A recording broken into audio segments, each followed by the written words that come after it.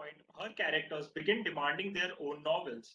Her latest, The Star of India, was published in 2020 by Penguin Random House India to widespread acclaim. Based on the true story of a rising Hollywood actress and a Cambridge educated Maharaja during the tumultuous last days of royal India. The novel has drawn strong interest from major producers and global platforms.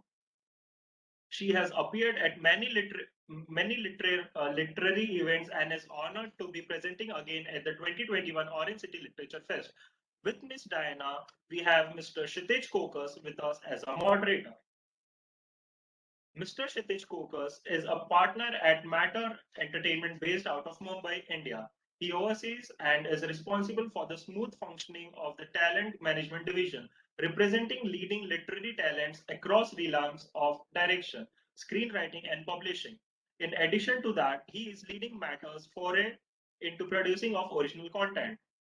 Additionally, during his time in Singapore, he was a part of handpicked young company of the Singapore Repertory Theatre, wherein he worked in several stage productions in varied capacities. I know you all are eagerly waiting for their conversations and get enlightened by their work. Now I call Mr. Kshitij, sir. The stage is yours.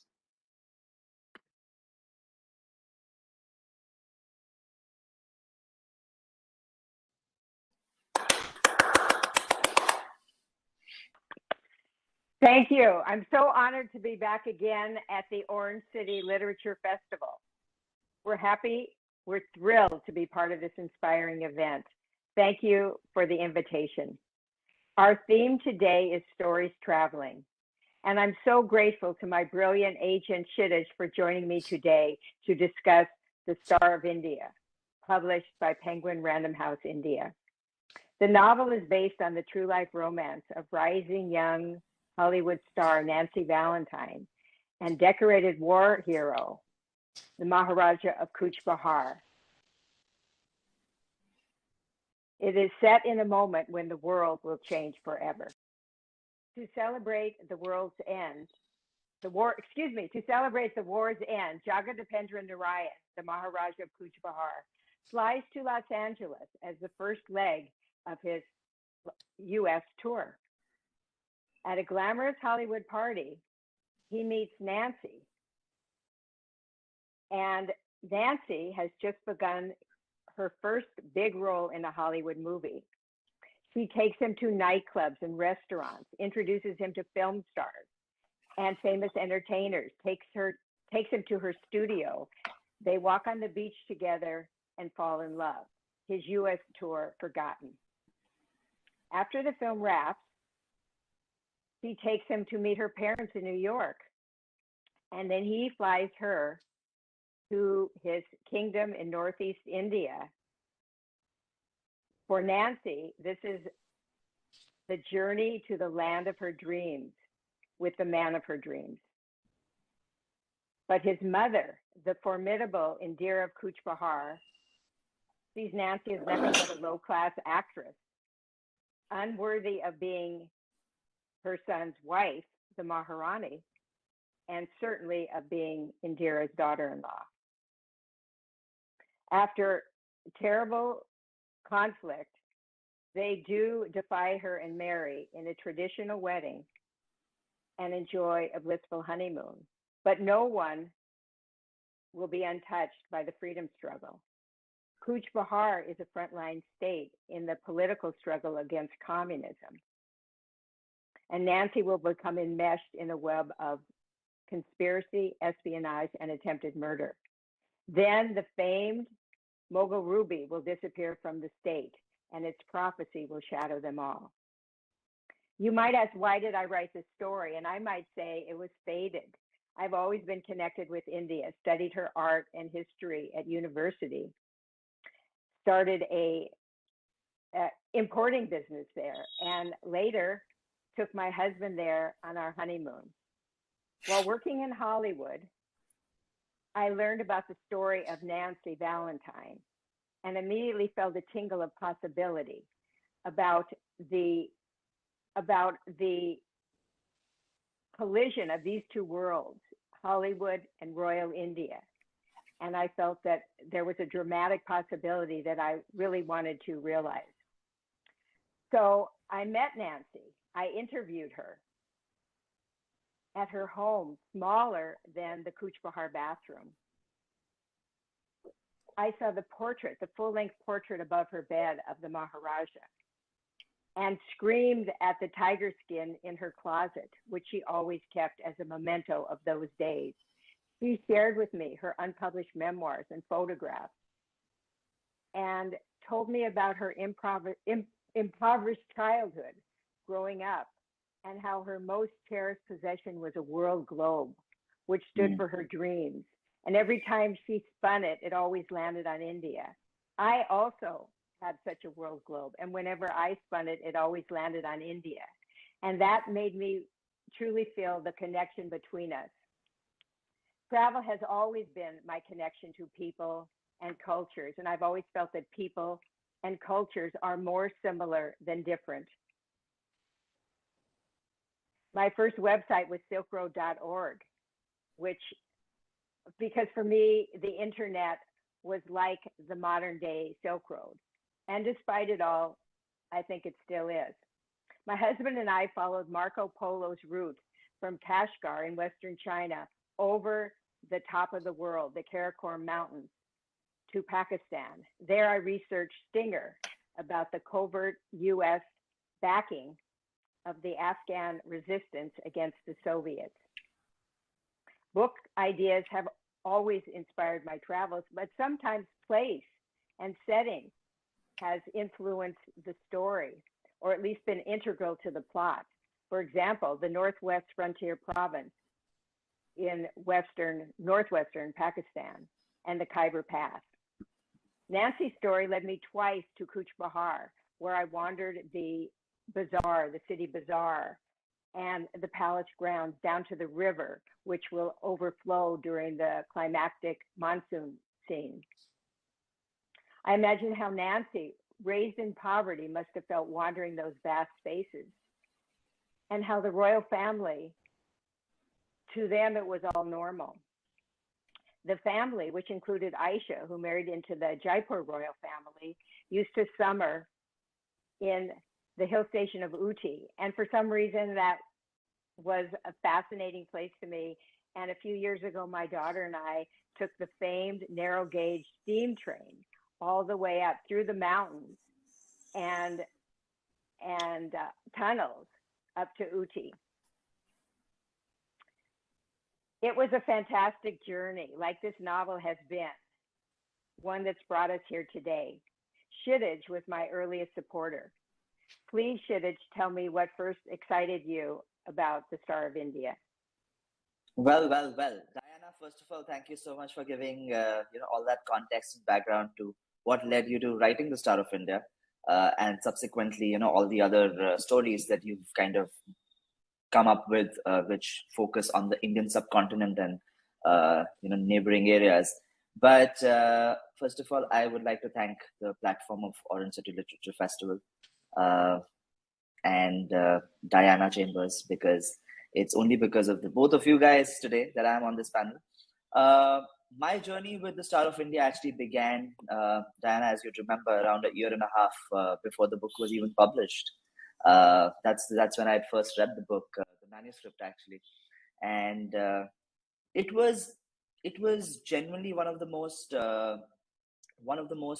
unique novel stories, okay, which essentially spoke about love in the period which, in the perspective of the history of India, is only linked with strife, struggle, and a lot of turmoil, which is the first thing that that attracted me towards this world that you had created so craftfully. Once I had read the book, I was like, this, first of all, definitely needs to be published, for sure, because it needs and deserves an audience and a viewership and a readership across the world.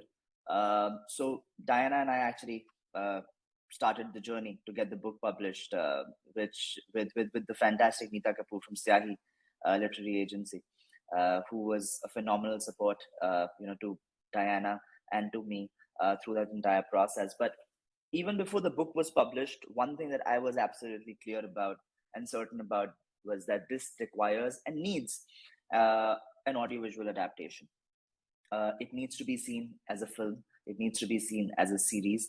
However the entertainment world kind of responded to it, but it was it was just something. There was just something about the story, in terms of how Diana explained the worlds colliding and kind of intersecting, and coming to this intersection, and yet really never intersecting. It's there, but it's never there. That conflict which the story inherently held was pretty damn fantastic. And as soon as the book was published, and first of all, it was really heartbreaking because back when we started this entire journey, there was no sign of COVID in the world. We were living in free times, and by the time the book was published, we were already in COVID, and that was definitely a concern, a little bit from your perspective as well, Diana, because how many people will get to read it, because physical books were not being delivered. Okay, that was one of the concerns. But then that said, there was also this iota of hope, wherein because people had a lot of time on their hands, they were reading a lot of material, they were consuming a lot more content, they were engaging a lot more with stories from around the world. So, well, as we kind of overcame that notion, we started the journey of approaching potential partners. But what attracted me to the book, Diana, was, frankly speaking, the stories from the West and the stories from the East kind of coming together and opening up a world which has not really been seen, and I would say has still not really been seen, from a perspective of an audiovisual medium. The only way it has been seen so far would probably be the partition struggle, the partition movement, and India's struggle for independence. And that always paints a little bit of a grim picture. And I like looking at brighter stories with hope. And this one gave me hope that there is a possibility of love existing in a very, very borderless situation. Well, it is true that partition it's unavoidable in any depiction of that period of time. And it is there. And the tragedy and the heartbreak and the unnecessary deaths. But this was a different story. This was a different story focusing on royal India, which I think is, of course, royal India. There were always princes and Maharajas, but it was also a creature of the Raj, of the British Empire, who played different principalities against each other. And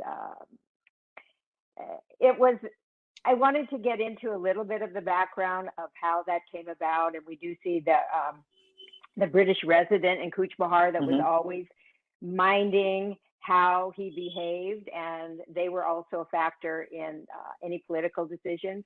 And I wanted to say that the Maharaja inherited the throne when he was about 7 or 8. And his mother ruled as regent on his behalf until he became of age. So that is why she was so powerful. And she was still called the Maharani. So it was an inherent conflict between Nancy, who would have been his Maharani, and of course, Indira, this most amazing woman, could not have given up her position. So we do see and we also see the push toward the inexorable push toward independence, toward the birth of this new nation. But we also see some of the background of history and how we got here. Correct.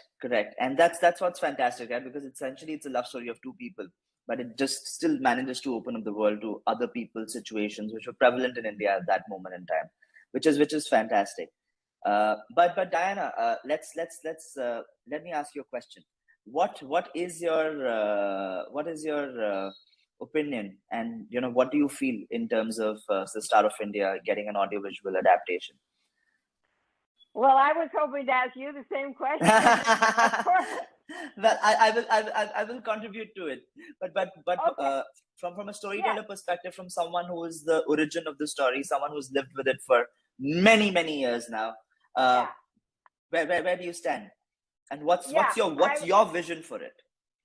Yeah, thank you for asking me that, because actually, to be quite honest, the first time I began writing this material, it was for a screenplay, because I always saw it as a natural for an international co-production. And of course, having been to India so many times, I could see the possibilities, and I knew the strength of its film industry. And we met with the nephew of the Maharaja, and we met we met the prime minister in Delhi, and the nephew lives in Kolkata. So at the time, the only option was as a movie. Really, I think that was really the main option. When was this? Which year was this, if I may ask? Well, this was in the 90s. Ah. And I think I met with him in the 90s. So I'm pretty sure it was around the middle 90s, maybe. And so it was a little premature, the idea of an international co-production. And then I saw how the world was changing, and with the streaming services. And it would be really interesting. You know, we always want to see a big, romantic, lush movie shot with all the production values and the big screen and the stars. But the possibilities of streaming are so intriguing to me about the way you could develop the story. You could go and develop more of the characters in it. You could see more of the conflicts, more of the background of how this came about. So I think you could open it up in a wonderful way, kind of like The Queen's Gambit, which is a very narrow book. The Queen's Gambit was such a huge hit on Netflix. Yeah. Not quite as much as the Squid Game, but it was a huge hit, a big award winner. So actually, that was a very, very thin novel. And the way they opened it up gave us more richness of character and texture in the period. So, I mean, I would be happy for either, but I could definitely see the value of it being maybe a limited miniseries. And yeah, I've written it to be a novel of quality and texture and richness, but I always did see it as an audio visual project. And that's why I feel so lucky of connecting with Kshitij, who really understands the marketplace. Well, fantastic. So let me just add to that. I think it's also important for me to give a brief introduction in terms of what I do, and exactly what my role, with the Star of India is. So, for the benefit of whoever is listening, essentially, I run this company called Matter Entertainment. We are a talent management company and a production company. In terms of the talent that we represent, we focus on storytellers primarily, and storytellers from across the world. And when I say storytellers, I mean essentially authors, screenwriters, and directors. Because at the end of the day, as Diana mentioned, a lot of these streaming platforms, as they've ventured into India, the power dynamic has moved a lot more to writing, to the creators of content, as opposed to who is, the star in front of the camera. That dynamic shift that's happened even got a little bit more profound during the lockdown, because all of us, the kind of stories in India that we responded to did not really have major stars, frontlining them. And I would like to quote a show, for example, a Patal Lok, beautifully, wonderfully written show, but no major stars frontlining it. And there are a bunch of examples such as that, which have come up even from a global perspective. So at Matter Entertainment, there are two things. Actually, there are three things that we believe. One is that we love books, for sure. Second is that we love films a lot. Okay, but there is only one thing that we hate, and that is good books adapted into bad films and bad shows. Which is where essentially our job becomes a little bit more than just connecting an author to a production house, because at the end of the day, a deal, or an expression of interest is only going to offer so much in terms of what we finally see on the screen. What we finally see on the screen, it's a major, major function of, who is the director and what his vision for the book adaptation is. Now, Diana, of course, has been living with the story since 90s. We're already in 2020, 2021. It's been almost 25, 30 years now. Now, for that volume, that quantum of effort, research, conversation, dedication, all of that's been put into the process by Diana. Someone needs to believe in that, and not just believe in that, also ensure that the creative sanctity of that is preserved, and preserved even when it's adapted for the screen. So finding the right director for the project, for the book, is of paramount importance. Paramount importance. Second, of course, as all of us know, unless there's a producer who is attached, nothing moves forward, because someone needs to creatively, as well as logistically, as well as commercially, kind of take over the reins of the project and ensure that all the stakeholders, including Diana, who are participating in the project, get the right kind of setup to perform their services to the fullest extent. Now, finding a producer is always a double-edged sword, because there are one of the trends that we've seen in the industry is a lot of books have been optioned over the past 2-3 years, a lot of them. Okay, but that said, when it comes to a book adaptation into something that we end up seeing on the screen, the conversion rate has not been that high. Okay, has not been that high, and a lot of options, that a lot of books have seen, have fallen out or have not really converted. And that essentially becomes a producer's prerogative to kind of, give the book a little bit more push, find the right director, find the right writer, find the right production designer, because there is a world that Diana has already written about. The mahal, the palaces, the forests, the Hollywood set. Who's going to bring that to life? That creative vision needs a lot of backing. So from our perspective, in terms of adaptation of any book, and it's even more important in the case of Star of India, because it talks about a special period in the history of our country, and yet touches upon it, deals with it very, very softly, very, very matter-of-factly, without, glamorizing it, sensationalizing it to the extent where it just becomes, I don't know, a bit jingoistic, which is beautiful. And that requires a fantastic director. That is what we are looking for. In fact, we are in the middle of a very exciting conversation, with a A-list director right now, to bring this to life. But same, another production house we need, for a fact, primarily because we need to have a good commercial safety for us, but also, most importantly, a creative sort of support through the entire process. Now, once those things are taken care of, okay, that's when the creative conversations begin. So there is, I would say, we've been on this journey, Diana and I, and Matter Entertainment, for about a year, a little over a year and 4 months now, a lot of which since the book published, Diana, correct me if I'm wrong. Oh, since the book published, yeah. Since the book, well, before the book, it's been 3 years since we've been speaking. Yeah. For sure. But since the book published, and since the book has been in the public domain, we've been on this journey for about a year, 4 months, 5 months. And there have been multiple offers that we've received, okay, so far. But the point is that right fit. The idea is not just to make the sale and exit. That's not how I think. That's not how Diana thinks. That's not how this company that I work with thinks. Because a sale is an easy thing. It'll be gone for 12 months. It'll be an adaptation. But we really, really want this to be adapted for the screen, for it to be available, on the tiles right adjacent to a Squid Game, for it to be available right adjacent to the tile, on HBO Max shows. That's where we see it. That's where we see it, and that's the process that we are underway on right now.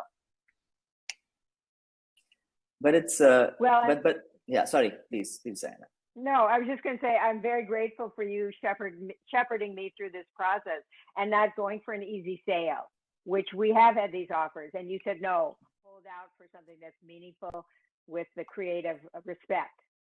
And also, it's important, right? Because from a book perspective, especially this book perspective, our options are unlimited, okay, because it's not an India sale. And while we focused on India sale, we've also kind of tapped into the Hollywood market quite a bit. And one thing that we were not doing, for a majority part of, this engagement was tapping into the Hollywood creative community, not just producers who would pay the money and kind of just, make a deal. We've started tapping into the directors, the screenwriters, the showrunners, from the West, who may just bring about a perspective into the story, but also into the India that Diana, the India in the period that Diana has talked about in her book, a little bit more objectively. Because I think as Indians, sometimes we also tend to get a little bit more emotional about it, rightfully so. But that period does bring about emotions, and sometimes in a story such as this, it's important to understand that it is a story about something else, and this is just the background, and this is just where it is happening. It is something else nonetheless. So from a Hollywood American outreach perspective, this book, again, it's absolutely something that we are working towards now. Yeah.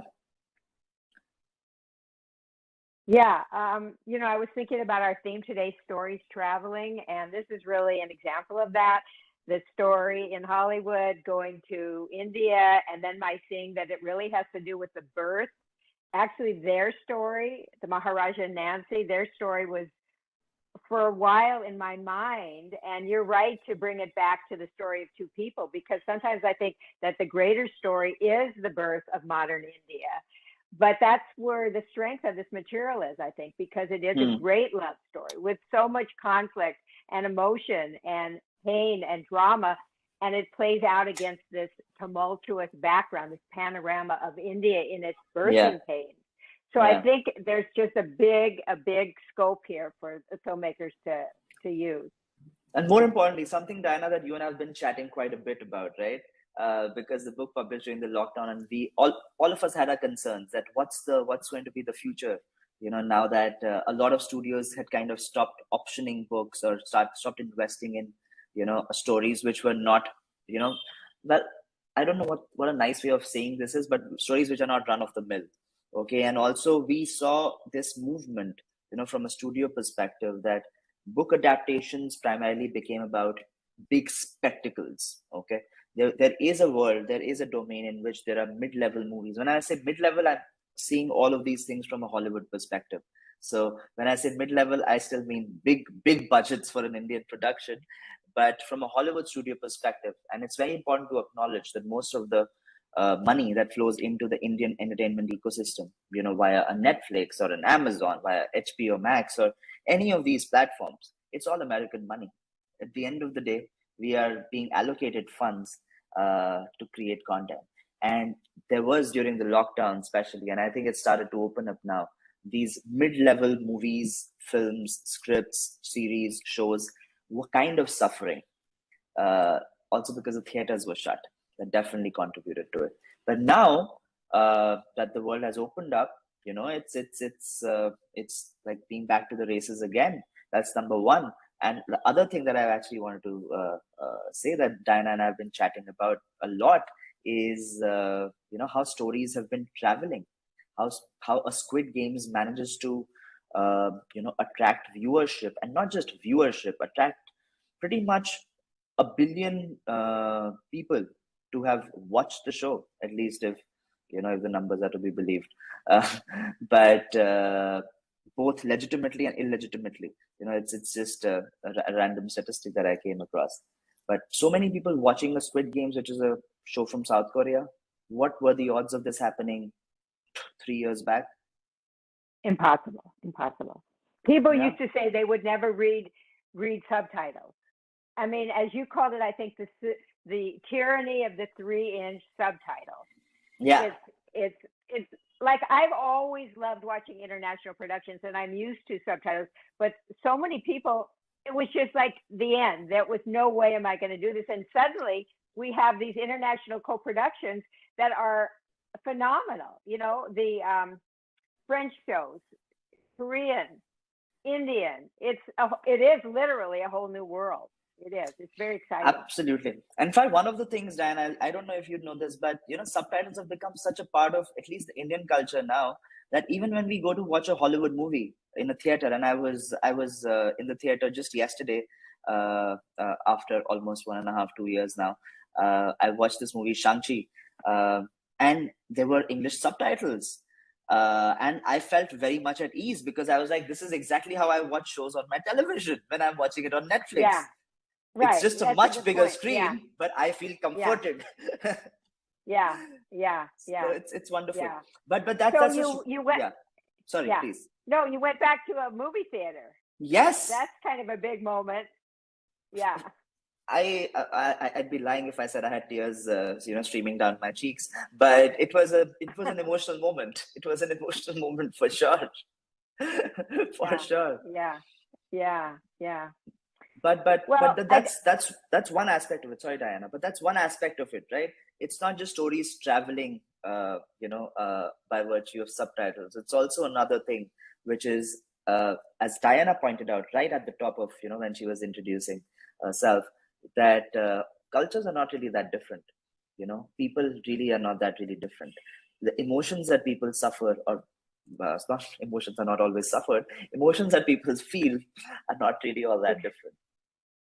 There's a universality. Yeah. There is a universality Yeah. in terms of how Yeah. human beings are living their lives, and the things that they're suffering, the things they're enjoying, the things they are,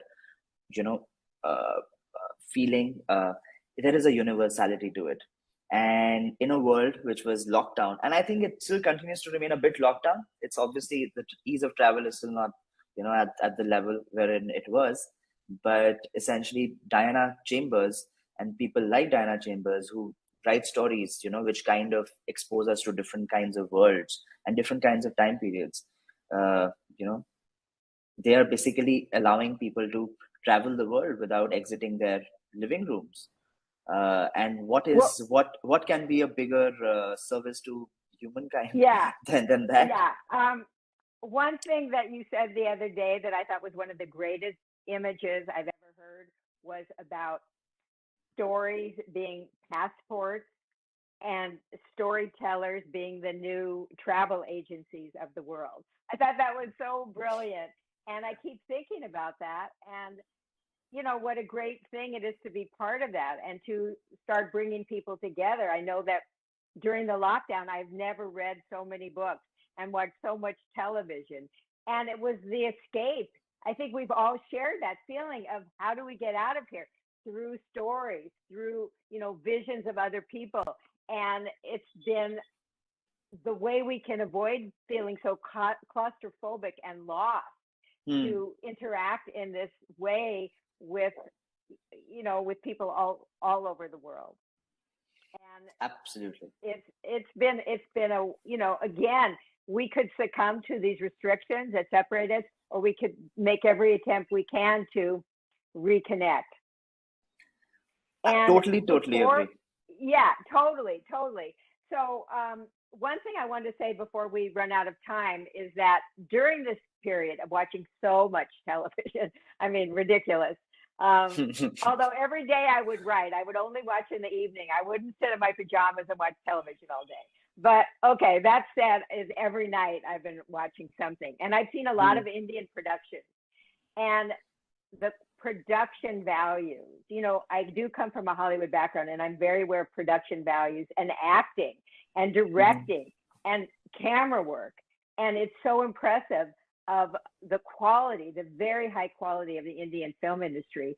So, the thought of this movie being produced in India, of course, for international distribution, we hope, but, I would feel in just such safe hands having it be an Indian production. So I wanted to let our, the people that'll be watching this session to know of my very high respect for the quality of the workmanship that I see, and that now all the world is seeing as well. Yeah, and also just to add to that, right? Indian film industry has survived and has been an independently run film industry, and successfully so for so many decades now. I think outside of Hollywood, India has the most Yeah, successfully run film industry yeah, ever you can see that. globally. Yeah, but So it's fantastic. Yeah. how has COVID affected that, the local industry, the Indian industry? I think we're coming out of it now. Also, obviously, COVID last year was a really it was a big downer.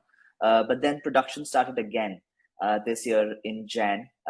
When I say productions, I mean people started going on floors and shooting again this year, January onwards, and then sometime in April, May, we hit a rock bottom. And there was a third wave that kind of crippled a lot of people, and a lot of people also lost their lives during that period. So that kind of brought the industry, as well on its knees a little bit. But over the past 2-3 months, especially, things are in full swing. Things are in full swing. The COVID cases have reduced drastically. In fact, just last week, I heard that there have been no COVID-related deaths that have happened in all of Maharashtra. In like That's wonderful. since March of last year. So we are like since March of last year. This is the first day since we've had no COVID-related deaths. So things are bouncing back, which is fantastic. Also, it's also the perfect time because now we are entering into this entire festive period in India. We just got done with Diwali. We will have other festivals, which are coming up. Christmas, New Year's, of course. So it's good that the momentum in the country is high, because the momentum that the country feels is exactly how the industry responds. And the industry is pretty much back on its feet. And we started jogging. We'll be running in no time, is what my prediction is. That's really, really great news. That's really But great genuinely, news. Diana, I have to genuinely thank you and storytellers like you who endeavor to actually bring different cultures together. Okay, and while it is an art to write a story, but it's also an art to scout such subjects, which can bring a possibility in a world which is kind of getting a lot more isolated. In a world wherein it's becoming a lot more what's local. It takes a lot of courage and also conviction to kind of keep tapping into such stories. And I know Star of India is the topic of conversation, but I also know the other stories that you're working on, and the fact that you keep doing it again and again. Well, all my respect and admiration, and genuinely love for you as well. For doing this service to all of us.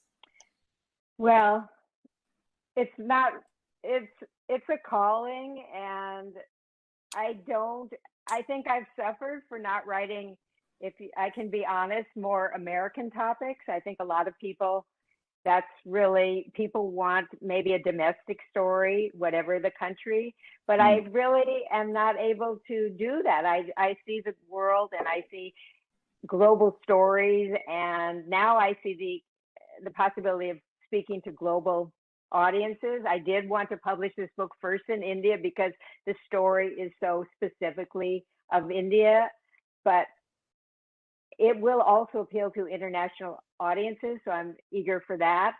And I'm eager with Kshitij's help to bring this production to the world in a audio-visual way. So, it will happen, Diana. It will happen. I remain fantastically optimistic about the book and also stories such as this. This is wonderful. So, well, no doubts over that. No doubt. Okay. Yeah. It's just amazing, this technology to connect this way. It's just quite wonderful. It's quite wonderful. Yeah. But I think, Diana, both you and I have Orangecity Literature Festival to thank for bringing us on this platform to allow us to have this conversation. Yeah, it's a wonderful service that it's to make this international literary festival, and it's very much of an honor to me to be invited back a second year. And I want to thank all of you. I do want to thank Penguin Random House India that brought this book out as ebook, but also we were so thrilled to know that after the world started opening up, at least the publishing warehouses, that the book did come out in print. So you can buy it in either media that you want. And I hope you do. I hope you visit my website, dianarchambers.com, or connect with me on Instagram, DianaRC1, or Twitter @DianaRChambers, and write to me. Let me know how you think of the book. And thanks again to Penguin Random House India. Thank you to my literary agent, Nita Kapoor.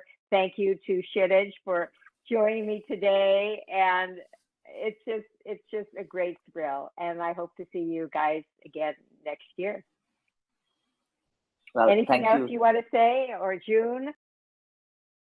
I am sure most of us found answers to the questions that we are unable to wrap our head around, and we found at least few things that we related I'm really on a very mesmerized sincere by level. your I am conversation. sure I'm I just represent a waiting. lot Like, of my come audience on, like, members give me when I more. say I that I want feel more grateful things to to have know been about here the back. throughout the Like, conversation that has left me enriched. Thank you, Diana ma'am, and Kshitij sir. It was an honor.